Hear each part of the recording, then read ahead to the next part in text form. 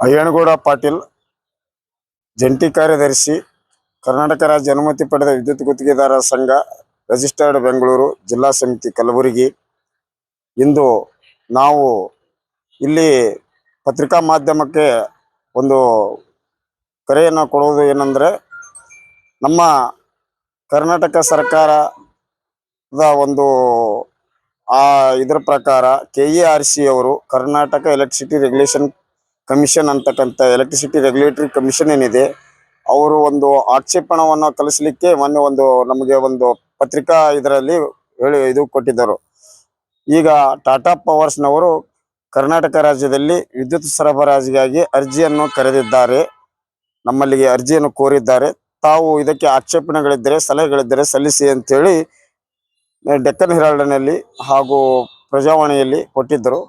ಅದನ್ನು ನೋಡಿಕೊಂಡು ನಮಗೆ ಘಾಸಿ ಆಯಿತು. ಕಾರಣ ಏನಪ್ಪ ಅಂತಂದ್ರೆ, ಕರ್ನಾಟಕ ರಾಜ್ಯದಲ್ಲಿ ಈಗಾಗಲೇ 5 ಕಂಪನಿಗಳಿದ್ದು, 5 ಕಂಪನಿಗಳು ಕರ್ನಾಟಕ ರಾಜ್ಯದಲ್ಲಿ ವ್ಯವಸ್ಥಿತವಾಗಿ ಗ್ರಾಹಕರ ಸೇವೆಯಲ್ಲಿ ವಿದ್ಯುತ್ತನ್ನು ಸರಬರಾಜು ಮಾಡುತ್ತಾ ಬಂದಿದ್ದು, ಯಾವುದೇ ಕುಂದು ಕೊರತೆಯಾಗದಂತೆ ಸಮಯ ಸಂದರ್ಭಕ್ಕೆ ಅನುಸಾರವಾಗಿ ಉತ್ತಮ ಸೇವೆಯನ್ನು ಹಾಗೂ ಸರ್ಕಾರದ ಏನು ಒಳ್ಳೆಯ ಕಾರ್ಯಕ್ರಮಗಳು ಇದಿವೆ, ಜನಕಲ್ಯಾಣಕಾರಿ ಕಾರ್ಯಕ್ರಮಗಳ ಬಗ್ಗೆ ಕೂಡ ಅನುಷ್ಠಾನವನ್ನ ಮಾಡಲಿಕ್ಕೆ ನಮ್ಮ ಎಲ್ಲ ಎಸ್ಕಾಂಗಳು ತಾವು ತೊಡಗಿಸಿಕೊಂಡಿದ್ದಾವೆ.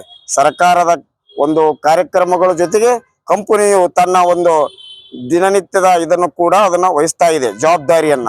ಇಂಥ ಸಮಯದಲ್ಲಿ ಖಾಸಗಿ ಕದವರು ಈ ಕಂಪನಿಗಳು 5 ಕಂಪನಿಗಳು ಇರ್ಲಕ್ಕಾಗಿ ಆದ್ರೂ ಕೂಡ ತಾವು ಕೂಡ ವಿದ್ಯುತ್ ಸರಬರಾಜು ಅಂದರೆ ಪ್ಯಾರಲಲ್ ಆಗಿ, ಅಂದ್ರೆ ಅವರ ಜೊತೆಯಲ್ಲಿ ಇರ್ಲಕ್ಕಾಗಿ ತಾನು ಒಬ್ರು ಬಂದು ಇಲ್ಲಿ ಸೇವೆಯನ್ನ ಕೊಡ್ತೀನಿ, ನನಗೆ ಅವಕಾಶ ಕೊಡ್ರಿ ಅಂತೇಳಿ KERC ಅವರಿಗೆ ಅರ್ಜಿ ಹಾಕಿದ್ದಾರೆ. ಅದು 23/6/2026 ಆಕ್ಷೇಪಣೆ ಸಲ್ಲಿಸಲಿಕ್ಕೆ KERC ಕೋರಿದೆ. ನಾವು ಈಗಾಗಲೇ ಎಲ್ಲ 5 ಕಂಪನಿಗಳ ಒಂದು ಸ್ಟಾಫ್ ವರ್ಕರ್ಸು, ರೈತರು, ಗ್ರಾಹಕರು ಹಾಗೂ ವಿದ್ಯುತ್ ಗುತ್ತಿಗೆದಾರರು ಎಲ್ಲರೂ ಕೂಡ ಇದಕ್ಕೆ ನಾವು ನಿರಂತರವಾಗಿ ಆಕ್ಷೇಪಣೆಯನ್ನ ಸಲ್ಲಿಸ್ತಾ ಇದ್ದೇವೆ. ಯಾವುದೇ ಕಾರಣಕ್ಕೆ ಕರ್ನಾಟಕ ರಾಜ್ಯದಲ್ಲಿ ನಾವು ವಿದ್ಯುತ್ತನ್ನ ಖಾಸಗೀಕರಣಕ್ಕೆ ಬಿಡುವುದಿಲ್ಲ. ಅದಕ್ಕಾಗಿ ವಿದ್ಯುತ್ತನ್ನ ನಮ್ಮ ಮೂಲಭೂತ ಸೌಕರ್ಯದಲ್ಲಿ ಬರುತ್ತದೆ. ಆರ್ಟಿಕಲ್ 1956 ಇಂಡಿಯನ್ ಆಕ್ಟ್ ಕೂಡ ನಮಗ ಒಂದು ಕಾನ್ಸ್ಟಿಟ್ಯೂಷನ್ ನಲ್ಲಿ ಆರ್ಟಿಕಲ್ 246 ನಲ್ಲಿ ಅದನ್ನ ಮೆನ್ಷನ್ ಮಾಡಿದ್ದಾರೆ. ಮೂಲಭೂತ ಸೌಕರ್ಯಗಳಲ್ಲಿ ವಿದ್ಯುತ್ ಸೌಕರ್ಯವೂ ಕೂಡ ಇದೆ. ಸರ್ಕಾರವೇ ಅದನ್ನ, ಕೇಂದ್ರ ಮತ್ತು ರಾಜ್ಯ ಸರ್ಕಾರ ಎರಡೂ ಅವುಗಳನ್ನ ತಾವು ಮೂಲಭೂತ ಸೌಕರ್ಯವನ್ನು ಒದಗಿಸಬೇಕು ಅಂತಕ್ಕಂಥದ್ದನ್ನ ಇದೆ. ಈಗ 2003ರಲ್ಲಿ ಬಂದಿರತಕ್ಕಂಥ ವಾಜಪೇಯಿ ಸರ್ಕಾರ ಏನ್ ಮಾಡಿಬಿಟ್ಟಿತ್ತಂದ್ರ, ಇಂಡಿಯನ್ ಎಲೆಕ್ಟ್ರಿಸಿಟಿ ಆಕ್ಟ್ 1956 ಅನ್ನ ತಿದ್ದುಪಡಿ ಮಾಡಿ ಖಾಸಗೀಕರಣಕ್ಕೆ ಅವಕಾಶ ಮಾಡಿಕೊಟ್ಟಿತ್ತು. ಅಂದ್ರೆ ಲೈಸೆನ್ಸಿಂಗ್ ಎಲೆಕ್ಟ್ರಿಸಿಟಿಯನ್ನ ಒಂದು ಲೈಸೆನ್ಸ್ ಅನ್ನ ಸರ್ಕಾರ ನಡೆಸ್ತಕ್ಕಂಥದ್ದನ್ನ ಲೈಸೆನ್ಸಿ ಕೊಡುವ ಮುಖಾಂತರ ಮಾಡಿತ್ತು. ಅಂದ್ರೆ 2004ರಲ್ಲಿ ಈ ಕಂಪನಿಗಳನ್ನ ಹುಟ್ಟು ಹಾಕಿತು. ಆ ಕಂಪನಿಗಳು ಹುಟ್ಟು ಹಾಕಿದ್ರು ಕೂಡ ಅವು ರಾಜ್ಯ ಸರ್ಕಾರದ ಸ್ವಾಮ್ಯಕ್ಕೆ ಒಳಪಟ್ಟಿದ್ದು. ಇವತ್ತು ನಮ್ಮ ಖಾಸಗೀಕರಣ ಅಂತಕ್ಕಂಥದ್ದು ಕಂಪನಿಗಳು ನಡೆಸ್ತಾ ಇದ್ರು ಕೂಡ ನಮ್ಗ ಖಾಸಗೀಕರಣದ ಒಂದು ಇದನ್ನು ಅಂತಿಲ್ಲ, ಕಂಪನಿ ಅಂತಾನು ಅನಿಸಿಲ್ಲ. ನಮ್ಗ ಸರ್ಕಾರವೇ ಅದು ನಡೆಸ್ತಾ ಇರೋದ್ರಿಂದ ಇದೊಂದು ಸರ್ಕಾರಿ ಕ್ಷೇತ್ರ ಅಥವಾ ಸಾರ್ವಜನಿಕ ಕ್ಷೇತ್ರ ಅಂತ ತಿಳ್ಕೊಂಡು ನಾವು ಇಲ್ಲಿ ತನ ಏನದಲ್ಲ, ನಾವು ಒಳ್ಳೆ ಒಂದು ಇದನ್ನ ನಮ್ಮಲ್ಲಿ ಕೊಡಿದೀವಿ. ಇವತ್ತ ಟಾಟಾ ಪವರ್ಸ್ನವ್ರು ಬಂದ್ರಂದ್ರ ದೇಶದಲ್ಲಿ ಒಂದು 2-3 ಕಡೆ ಅವ್ರು ನಡೆಸ್ತಾ ಇದ್ದಾರೆ.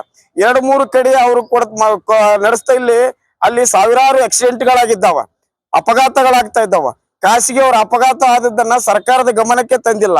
ಇಲ್ಲಿ ನಂಬಲ್ಲಿ ಅಪಘಾತಗಳು ಆದ ತಕ್ಷಣ ನಂಬಲ್ಲಿ ಅವು ಎಲ್ಲವೂ ನೋಂದಣಿಯಾಗಿ ಅವು ಪ್ರಮಾಣಗಳನ್ನ ಕಡಿಮೆ ಮಾಡಲಿಕ್ಕೆ ಏನು ನಾವು ಸೇಫ್ಟಿ ಪ್ರಿಕಾಷನ್ಸ್ ನಾವು ಮಾಡಿಕೊಳ್ಳಬೇಕು ಎಂಬುದನ್ನ ನಂಬಲ್ಲಿ ಮುಂದಿನ ತಯಾರಿ ನಡೀತಿರ್ತದ. ಆ ರೀತಿಯಾಗಿ ಒಂದು ಇದಾಗ್ತದೆ. ಈಗ ನಮ್ಮ ಆಗ್ರಹ ಏನಪ್ಪಾ ಅಂತಂದ್ರೆ, ಅದಕ್ಕೆ ನಾನು ಹೇಳ್ತಾ ಇರೋದು, ಅದರ ಪೂರ್ವಭಾಗವಾಗಿ ಸೇಫ್ಟಿ ಪ್ರಿಕಾಷನ್ಸ್ ಅನ್ನೇ CEA ಅವರು ಏನು ಮಾಡಿದ್ದಾರೆ, ಟೋಟಲ್ ವಿದ್ಯುತ್ ಸುರಕ್ಷತಾ ನಿಯಮವನ್ನ 1956 ವಿದ್ಯುತ್ ಕಾಯ್ದೆಯನ್ನ ತಿದ್ದುಪಡಿಯನ್ನ ಮತ್ತೆ 2023ರಲ್ಲಿ ಮಾಡಿ ವಿದ್ಯುತ್ ಸುರಕ್ಷತೆಯನ್ನೇ ತೆಗೆದುಹಾಕಿಬಿಟ್ಟು ಇಲ್ಲಿ ಸುರಕ್ಷತೆಯನ್ನು ಪರಿಶೀಲನೆ ಮಾಡ್ತಕ್ಕಂಥವ್ರು ಎಲೆಕ್ಟ್ರಿಕಲ್ ಇನ್ಸ್ಪೆಕ್ಟರ್ ಅವರು ಹಾಗೂ ಗುತ್ತಿಗೆದಾರರಿಂದ ಅದನ್ನ ತಗೊಳ್ತಾ ಇದ್ರು.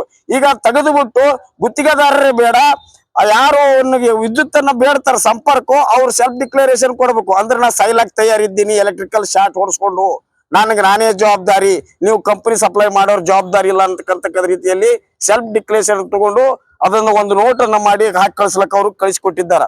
ಇದು ಏನ್ ಮಾಡಿದೆ, ನಮ್ಮ ಕರ್ನಾಟಕ ಸರ್ಕಾರ ಇದರ ಬಗ್ಗೆ ಮಾಹಿತಿ ಕೇಳಿದೆ. ಹೀಗಾಗಿ ನಮ್ಮ ವಿದ್ಯುತ್ ಗುತ್ತಿಗೆದಾರರನ್ನ ತೆಗೆದುಬಿಟ್ಟು ಅಂದ್ರೆ ಸುರಕ್ಷತೆ ನೋಡಿಕೊಳ್ತಕ್ಕಂಥ ಡಿಪಾರ್ಟ್ಮೆಂಟ್ ಎಲೆಕ್ಟ್ರಿಕಲ್ ಇನ್ಸ್ಪೆಕ್ಟರ್ನು ತೆಗೆದು ಇವ್ರನ್ನ ತೆಗೆದುಬಿಟ್ಟು ಒಂದು ಕಡೆ ಜನರನ್ನ ಗ್ರಾಹಕರನ್ನ ವಿದ್ಯುತ್ ಬಲಿ ಮಾಡಲಿಕ್ಕೆ ಹೊಂಟಿದೆ. ಇನ್ನೊಂದು ಕಡೆ ಬಲಿ ಮಾಡಿಸ್ತಕ್ಕಂಥದ್ದು ಯಾರ ಕಡೆಯಿಂದ ಅಂದ್ರ ಖಾಸಗಿಯವರ ಕಡೆಯಿಂದ ಬಲಿ ಮಾಡಿಸ್ಲಕ್ ಹೊಂಟಿದೆ.